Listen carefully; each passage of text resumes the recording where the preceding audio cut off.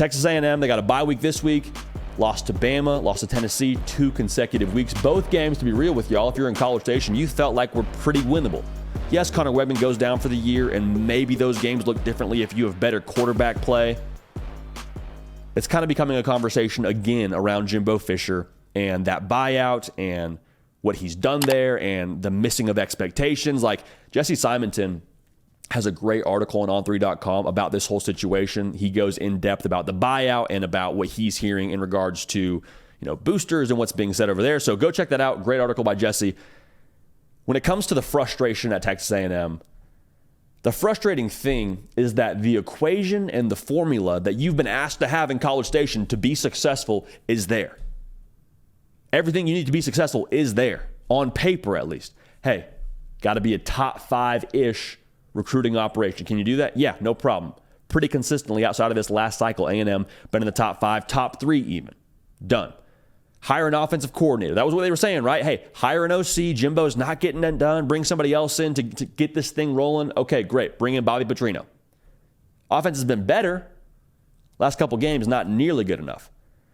Bring in a really good head coach was what they would have told you, right? Hey, bring in a head coach that's in the top tier-ish of college football, preferably one that has a national title to his name because there's only so many of those out there.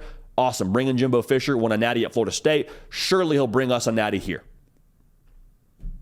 Did that. That's been checked off. Got to have the resources. Hey, will you put into this operation as a football program? Will you give us what we need financially? Facilities, NIL. Can we get that done? Because we got to have that to compete at the level of Alabama, Georgia. Done. Got it for you. No problem. All the boxes are checked. And it's not that we're not seeing an output at all. We've seen some output over the course of Jimbo Fisher's time at A&M, but you're not seeing the output that reflects the amount of input from Texas A&M.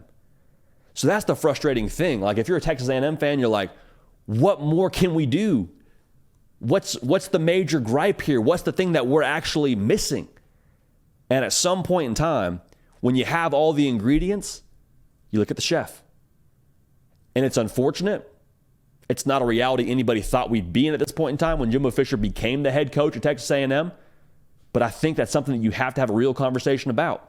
When you have everything you need to succeed, who does the blame fall on? The person putting it together. And I don't want to oversimplify this. I think there's a lot that goes into recruiting these days and having the right personnel and putting a culture together. I think has never been more difficult in modern college football. But like any other circumstance where you don't have the buyout that Jimbo Fisher has, I think A&M would have moved on by now. So that's kind of the thing that we got to talk about, right? And that's the thing that Jesse Simonton talks about a lot in his article. The buyout for Jimbo Fisher, right around $70 million from this year to next year. Like, I think it goes down to $67.5 million next year. Regardless, that's a lot of money, okay? Bruce Feldman from The Athletic said that the people and the powers that be at A&M are kind of starting to look at that and say, okay, can we make this happen?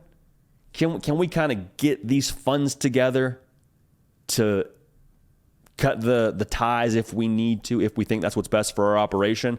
And so I think that kind of becomes a question. Like, we sort of breeze past that buyout of like, whoa. Why do we have this buyout in place? How did we get to this point? Like, yes, Jimbo Fisher has underachieved based on what you've had in-house and based on how they've recruited and the resources and all that. But like, you still got to look at this and say, well, why are we having this conversation that's so difficult to fire Jimbo Fisher? Why is that buyout so large? To put it in dating terms, because that truthfully to me is how I think about head coaches in schools, A&M bought a ring on the first date. That's pretty much what it was. A&M bought themselves a wedding ring on the first date for Jimbo Fisher. Hey, it's going to be us together forever. We're committed to you. To show you we're committed, we're buying a ring on the first date. We're giving you a ridiculous buyout right when we hire you. Well, Jimbo Fisher knew that as well. Jimbo Fisher knew that A&M was committed to him. And so now that it's not working, now that we're several dates into this thing and we're kind of on the doorstep of like, hey, we should be talking about, some hardware at this point, should be talking about conference titles, national titles, something like that would be nice at this point in time.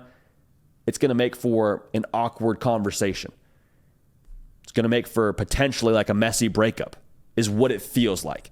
And so do we need to go to that route? Do we need to go to that point in time where it's going to be the messy breakup lane? Like, do we need to go down that path? I don't know. I don't know. And I think some of that is a thing that you got to ask yourself if you're a Texas A&M fan. I know the powers that be at A&M are asking themselves that question right now. To be clear, still a lot of season left ahead of them. They play South Carolina. They're at Ole Miss. They play Mississippi State, Abilene Christian, and LSU. So in theory, they could finish the year at 9-3.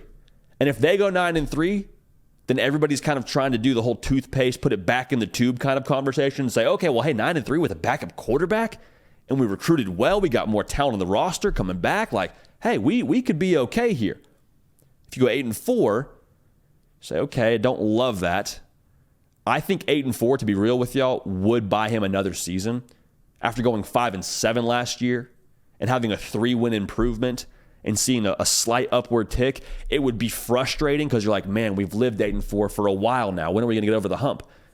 It would feel like another year is warranted at that point in time. Now, if you go 7-5, I think you have to really ask the question like, hey, where is this going? Because at some point in time, and you know, we can probably talk about this transparently. At some point in time, like, is this relationship going anywhere? Right? At some point in time, what's best for both parties?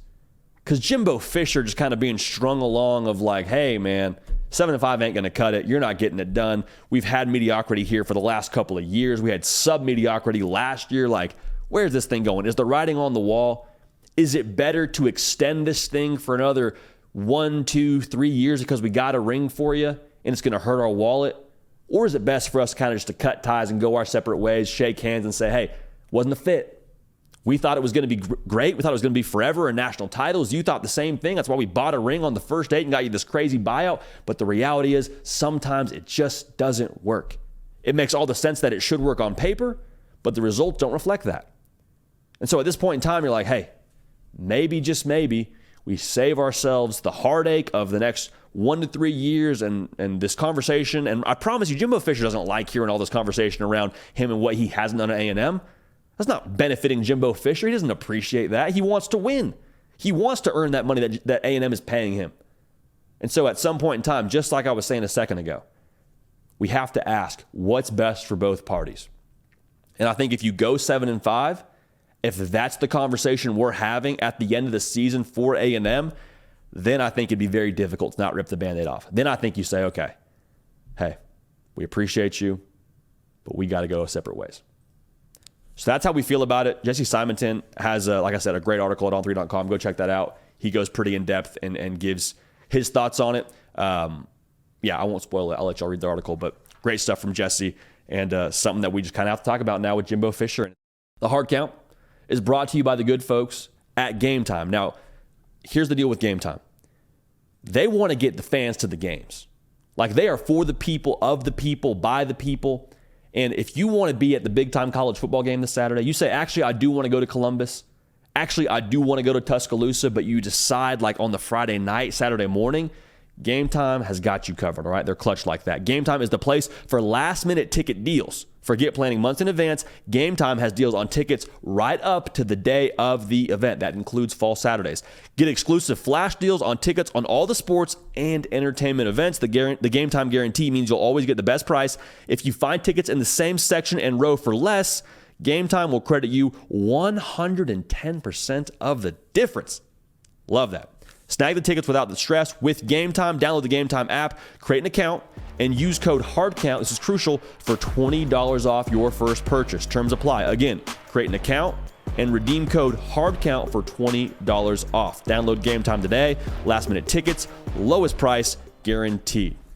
Hey y'all, thanks so much for watching. Subscribe to the channel here to make sure you don't miss an episode of the Hard Count. Also be sure to check out other videos on the On3 YouTube channel.